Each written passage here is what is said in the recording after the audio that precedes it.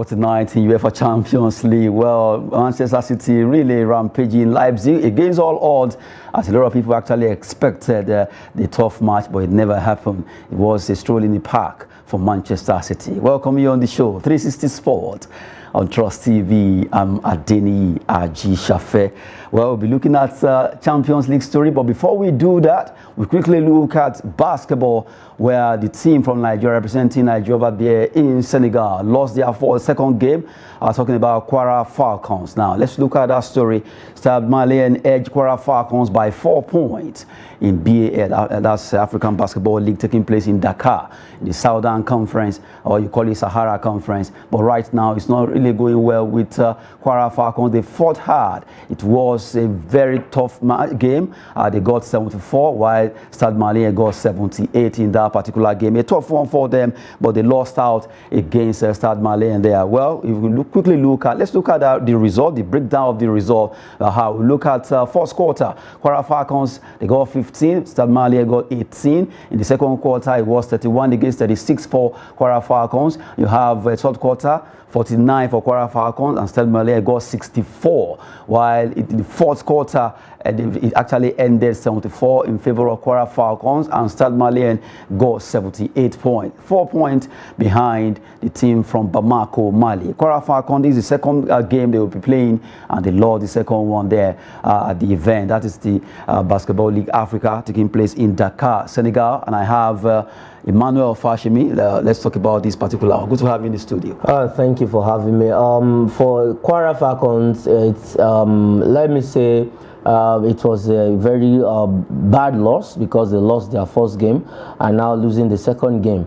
Though it's a marathon race, they are in a group, and they still have chance to cover the two losses up. All they need to do is that their third game right now. They just need a win in their third game, the fourth game, and then let's see how they can push up. It's a group game that we are looking at the standings on the table. If they can finish seconds, and for Kwara Falcons, for the very first time they won the Nigerian league title. That was 12th November 2022 last year, and that was their first title ever since their creation.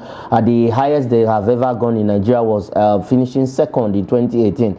But last year they were the champions to represent Nigeria in the BAL Africa tournament. But the two losses so far, it's not a bad. They didn't lose scandalously, but though in the second game, if you look at the second quarter of that game, 36, 31, and then the last quarter where they have 74 and 78. That is to tell you they actually put in their best. They push to see how they can to edge the Stade Maliens. But let me say their best wasn't enough. But it's a positive loss. For me, it's a positive loss, because they have to look at the positive side to progress in the group. And so far so good. They still have chance to regain all the two matches that they've lost and redeem themselves. Yeah, redeemed themselves. They are looking at Kwara Falcons. This is the second game.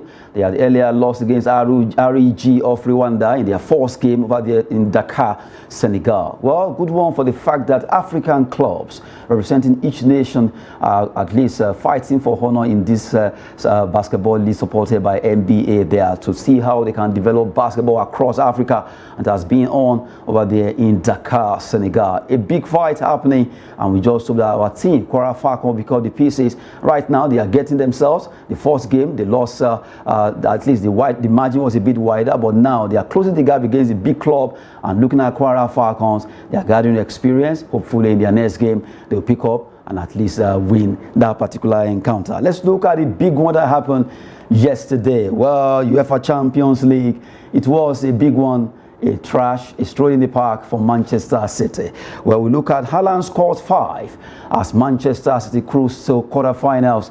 It was a game that a lot of pundits out there were predicting a 50-50 between them and Leipzig. Looking at the antecedent of Leipzig in the UEFA Champions League, they go there. But right now, it's a different ball game when that game started.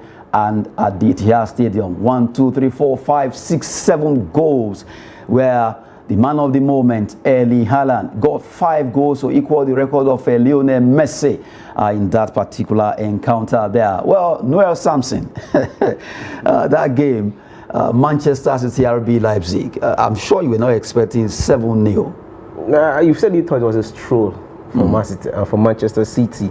I wasn't expecting that margin of goal like 7, but I was expecting something like maybe probably 3 or 2. But he came in. I know Haaland, I call him the beast, the goal puncher. I know a point man who definitely did what he knows how to do best, scoring 5 goals. And I was so happy for him yesterday because it's not easy. For a couple of games, he has not been in his top form.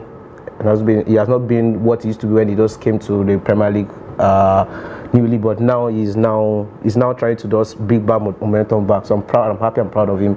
And for Leipzig, I don't know what they expected. Maybe I don't know if they are dreaming. You expect to come and beat Manchester City in their home. How is that possible? Why do you call him the beast? Is Haaland better than our own Victor Osimhen? Or is Haaland even better than Kylian Mbappe? He got lucky by scoring 5 goals. 5 goals. But we can argue that okay, he's the top player to do that. But you don't call this. I think for a Leipzig side that is depleted, for a team that does not have their marksman, Nkunku is not there. About 2 key players, and Nkunku for me is even better than Haaland. Are you serious? Yes, Nkunku is better. If Nkunku was in that match yesterday night, it would have been a different ball game. But because Nkunku is not there, has he scored 5 goals before in a match? Nkunku last season scored. Both of them were in the German Bundesliga. Okay. And Nkunku just came from nowhere, scored 20 league goals. Did he score 5 goals in a match? No, that's the one of contention 20 is here. league goals 5 for a man who just bought into the league for German Bundesliga for the first season, scoring 20 goals. How many goals does Haaland has in England 5 now? goals. And so, is he the first person to do it? How many goals? Messi has done it. Ronaldo at some point has done it. So, is he the first person to do it? You are just jealous because he's not a Man U player. It's a depleted team. You are just because he's not a Man U player. Finally, let me tell you the truth. At some point, when according to Nigerian parlance, when job will mature, then we'll separate the boys from the men. This is how they start every season. It's Man City season. Every season it's Man City season. They're beaten. He's a beast. Let me tell you the truth. They have scored all the goals they want to score in the Champions League this season. So either you like it or not. Did you hear that? They have scored all the goals they want to score in Champions League this season. They should pray. They should be praying. They should not meet Bayern Munich. Even Real Madrid at the stands will still beat them. They should not meet Inter Milan. These are teams who will close up shop. Is it because look at what Manchester United did to Erling Haaland in the second leg? They reduced Erling Haaland to nothing. 3 touches. But and they will go and watch that video. They will go and watch that video. He has 5 goals now. See, leave Erling Haaland. Erling Haaland fine. 5 goals. I will not take that away from you. He's a good player. But the class you are putting in, what will you say about Osimhen? Osimhen is as it stands right now. Yes, as it stands right now, Osimhen is the best striker in the whole world. But he has not scored 5 goals in a match. Whether it's 5 goals or 5 goals or no 5 goals, he should score 5 goals in a match. Do you know what it means? Erling Haaland will just stand and they walk, but Osimhen is Osimhen is a box-to-box player. What is the work of a striker? If you look at it, how many assists does Haaland have this season? Osimhen has 5 assists. Osimhen has 5 assists already to his name this season. 19 league goals. 19 league goals. Do you know the work rate Osimhen is putting? Haaland does not do anything. And that was why they find it difficult. When Manchester United found his key, they pocketed him. Look at what Brentford did to him. He could not. Manchester United. 3 touches. Man City second leg. What are you saying? He's going to score. You are calling him a beast. Which beast? A beast. He doesn't like it or he's a beast. Leipzig he has scored 5 goals. Gentlemen, they have scored 5 goals. Let's look. No Manchester player has done that so far. Okay, no, something. Wait. Let's look at it this way. Now that they got 7 goals and in aggregate they got 8-1 against Leipzig. I know Leipzig actually they are depleted. They have injuries. Wait. I'm coming to your side. Now they are out. According to what you just mentioned, that this could be all the goals they're supposed to score in the quarterfinals to semi or to the final. That's what they've scored now because he said something. He said they should be praying that they should not meet Bayern or Real. So that they Manchester City is not Liverpool. That we score 7 goals in this match and go to the next match and lose by 1-0. They are different teams. So what has been happening in the Champions League? We've seen what they've done. That they have not been able to lift the trophy. Who knows, this season might be that season. I'm not saying that is the it statement. might be. Every season Might is Manchester be. season. Last season Might was Man be. City. I'm not saying Man City. might The other be. season was Man City. The other previous season, okay, they met Chelsea in the final. Everybody was saying, oh, Man City is going to tear And Chelsea they apart. lost to Chelsea. At the end of the day, Proudly. they lost that game. They Yes, lost. we They dealt lost. with them. And that was their opportunity. That was Manchester City What opportunity. if and they this will is their not season also? bet me. Man City will not cross the quarter-final stage in this Champions League. Go and mark it. They are going to Go and mark it. Man City will not go to semi-final. Chelsea, Man City final again for the second time. See, I've told you. That's they what I'm will saying. not. Chelsea, Man City Final and Chelsea going to win again 2-0. Not even Why one. did you say Chelsea will win? I don't know. But he's just mentioned that Man City will not Man get it. City will not cross the I am seeing quarter-final. a Chelsea Man City final. Seriously? For the second time. By the time the draw is actually made now, what if Chelsea pick Bayern, or sorry, Man City picks Bayern, Man City is going to do Bayern. In what way? but they won't be able to beat Chelsea? They won't. Why? It is that side just. What's They the won't way? beat Chelsea. It's all right. What's the way to actually throw those bands in the studio? Looking at club fans supporting their own. Well, if you agree that Manchester City will defeat Bayern, why not also say they will defeat Chelsea? Well, this is from the way it is. If we never admit concerning that, but really, it's been a hot one in the studio between Emmanuel Fashemi and Noel Sampson concerning that particular game there, where it was a draw being coming from Manchester City against RB Leipzig of Germany. They got 7 goals, making it 8-1 aggregate, and it was not a result that a lot of people actually envisaged. But right now it has happened, and Leipzig will go back to lick their wounds. Right for Liverpool, they will also want to learn from the way they actually defeated Manchester United, but they couldn't pick up this against the next match that they play. Well, right now we look at another one.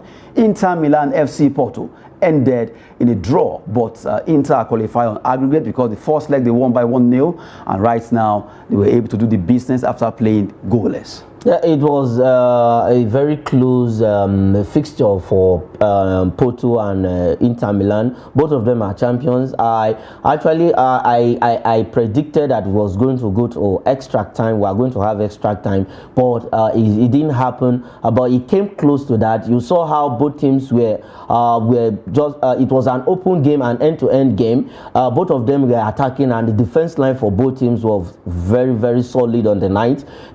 Porto never wanted to concede at home. They also Inter Milan want to preserve their 1-0 lead. So it was something as in there was a big question at stake. It was a big fight between the two of them, and I actually love what happened. Even though Porto bow out of the competition, they bowed gallantly. They didn't just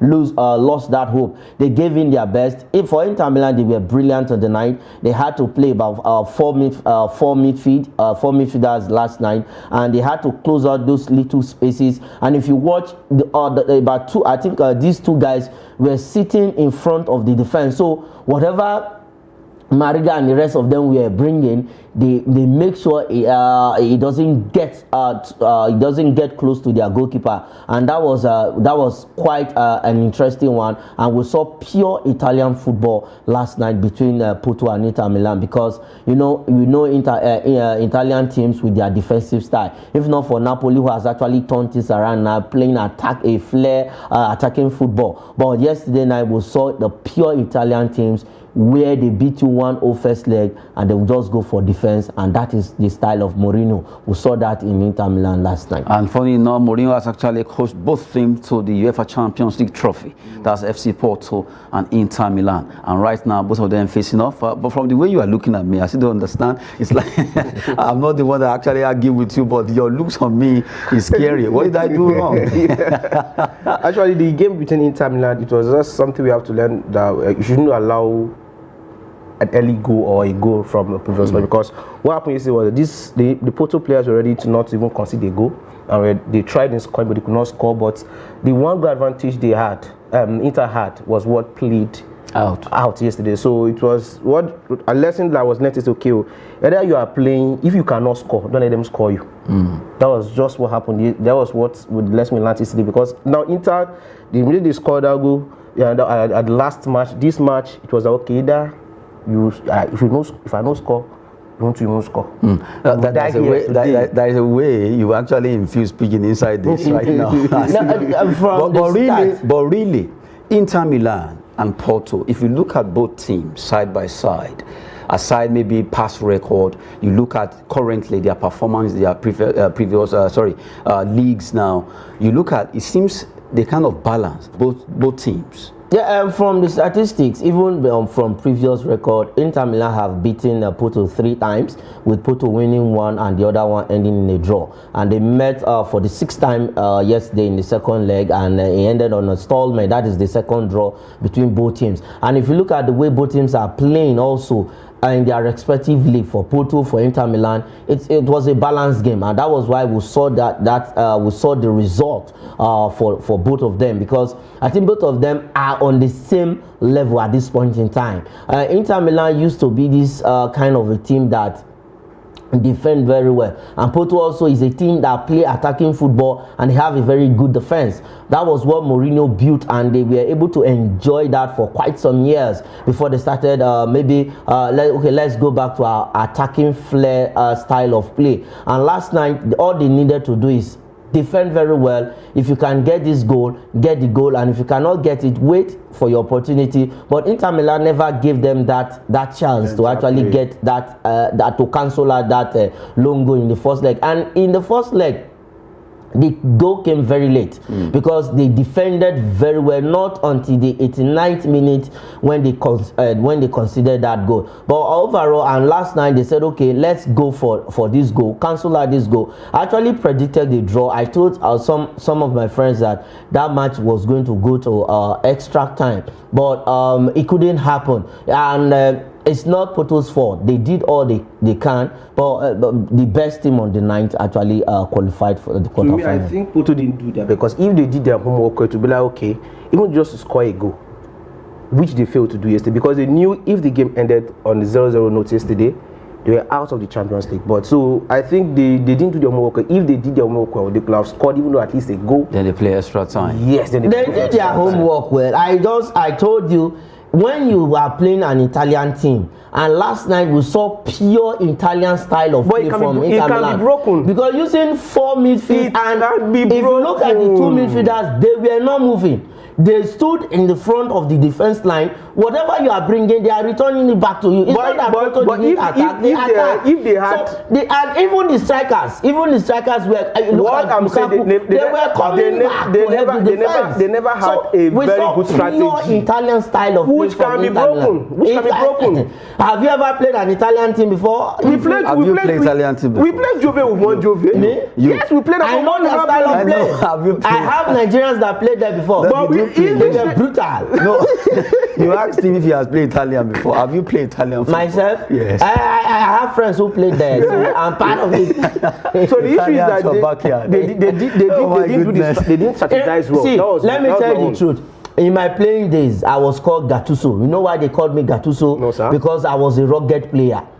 Sincerely speaking, in my playing days. So if the Italian teams, they play this defensive style of football. They can decide to throw all the 11 players to the defense and just leave one man, 9 players to the defense, 1 man up front. That is their style of play. They will close all shots. But still, whatever you bring, you have a very good strategy, you can still bring their defense. Let's look at 2010 final against Bayern Munich, Inter Milan, Bayern Munich in the final. It was Mourinho. What did they do? They left this young man from Milito up front, and every other player was behind, because Bayern Munich have all the attacking force, the like of Schweinsteiger and the rest of them. But what did they do? They just put Milito up front, and they got that chance, a counter attack, and that was it. What happened? They closed up shop. Bayern Munich throw everything they have at the body, kitchen sink and whatever.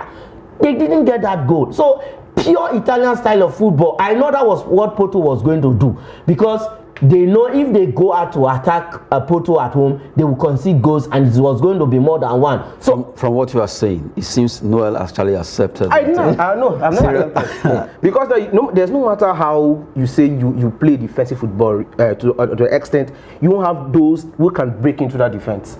And if you get my point, now, for instance, it's like you're having a Macapolo. Something is blocking you. You keep on hitting that stuff. if you consist, after some time, it's going to open. So the that's what I think. It's true. We saw the Italian war. Yes, it was the Italian war we saw last night. And they did their work already. They were not creative enough. Inter Milan has their work cut out in the first leg. Get just one goal. Once you get one goal, you are done. The issue is that what I still know is that they never made those attempts well. If you know did you play those outside 18 shots? Did you dribble well? Do you have someone who's that creative to make sure when you have two players come to you? There's no other defense. You have the Italian wall there. You have the Italian wall. Where is the Italian wall? There's no matter what it is. Very, very. If you like bigger, Spalletti got there. Spalletti got there, and you can see broken. They didn't go for attacking play yet. But it can be broken. They went for defensive style of football. It can be broken. If you look at the defensive style last night, they actually closed up shop. They were not even. They didn't care about the possession. Porto won the possession. But that possession doesn't win matches. Yeah, I know. No matter how you play, you can have 150 ball possession, and a team just have maybe 5 possession of football and one shot on target, and that is the goal. That's all. That is what they want, and they've already gotten the first goal. Okay, in the first leg, 89th minute they scored that goal. They are okay, and they close up shop and. I'm not Now they are straight to round of 16. I am not arguing that Inter they played a very nice strategy, which they defended well. But the issue was that I'm having that Porto. Why can't you break up that defense? I don't know human beings like you. Porto, please answer that question. Why can't you? But this is when it comes about Porto is not. You have a very creative player. You have a player. Up to. Can't you? Maybe probably they are not up to. But can't you cause the defense where you can have free kick, you can have penalty? If you dribble up, if you have someone who is up the larger share of the possession, Porto enjoys the larger share of the possession. Where should go and eat himself? It's part of the statistics of the game.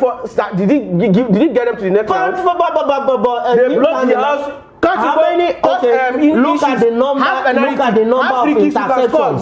Look at the number of interceptions from Inter Milan. The issue is that Porto were not creative enough. If they were creative enough, more than 10 interceptions. What creativity do you want again? 10 interceptions in 90 minutes, and what's that?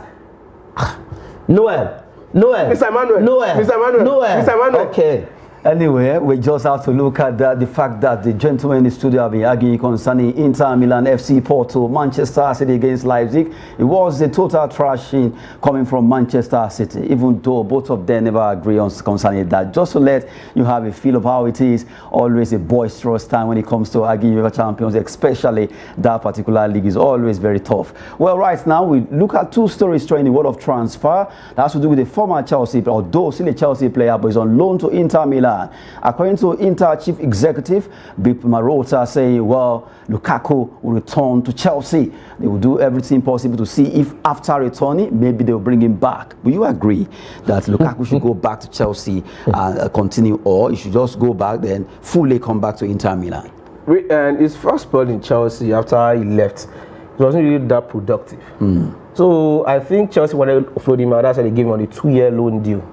So coming to Chelsea, for now, I think we need Lukaku back to Chelsea because seriously, yeah, because that attacking prowess is not there for Chelsea. But you look at the second time, his spell at Chelsea, it doesn't go well with him. And he always do better when he goes to Inter. But his presence always been felt at that up front, even though he doesn't do. Is his presence or a better striker? No, maybe someone. I think it's in Chelsea. It might not be Lukaku because Lukaku has been there twice and he never peaked. But to Inter Milan, he's always performing well. Probably he's used to the Italian kind of football. But I think Chelsea, apparently, if he can come to Chelsea, having Lukaku at the top front, you as a defender, you're scared out. You have a very strong defender. A strong attacker with you there.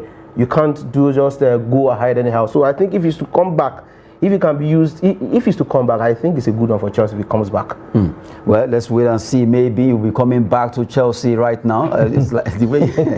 Why are you laughing, Mr. For Lukaku, if he comes back to Chelsea, I think it's not going to look good for him. This was a man who, after he left Chelsea for Inter Milan, he scored in 36 league games, in Serie A games, 24 goals, 11 assists, compared to this season where he's actually struggling because Dzeko and the rest Alvarez or Lautaro Martinez, I think they are up to the game, and Spalletti decided to use him as a third choice this time around because of injury. But him coming back to Chelsea, if I would advise him and his agent, he should not return to Chelsea. Well, that's it concerning Lukaku there. From the way it is, if he leaves Inter Milan back to Chelsea, we'll wait to see what's going to be happening concerning his career so far. And the last one says, Manchester City agrees new 5.5-year deal with forward Julian Alvarez. Fantastic player, but right now, new 5.5-year deal, good one. You know, most persons at times, when you play under Pep Guardiola, Pep Guardiola has this problem with him. When you are young and you are doing well, and at some point when you start dwindling in form, he will just treat you like a piece of trash. For Julian Alvarez coming to Man City, I know he was going to struggle to get playing time, because now you now have their marksman Haaland with them, and you still have the likes of Mahrez, and if you look at the team generally, you can play. Pep Guardiola know how to tweak a player to play any position. But for Julian Alvarez, he's young. Signing 5 years contract with Man City, I don't think is really a good one if he actually wants to be at the top level, because you keep on playing as a second fiddle in that team until Haaland lives there before you can become their top man. I agree with you for the first time on this particular. Good one. So we have peace now. A peaceful house. Because as a player, you just have to have more playing time. You cannot be a second choice and you are signing 5 years. Are you praying 5.5? 5.5. Are you praying for the other guy to go on injury? He doesn't want to go on injury. He wants to be at the top form. So why not go to a club where you know, even though it's not as big as Manchester City, you can have more playing time. Probably it might even buy you back if they see you're in your top form. So that I think you shouldn't take that contract. You shouldn't take that contract, but right now nothing can stop him because he has taken the contract already. 5.5-year deal for Julian Alvarez over there at Etihad Stadium for Manchester City. We've had a lot of time on the show. 360 Sport on Trust TV with Samson, thank you. The pleasure is and mine. Also Emmanuel Fashemi. You guys almost exchanged blows. At least it never happened. Well, that's it on the show. I am Adeniyi Aji Shafe. Thanks for watching.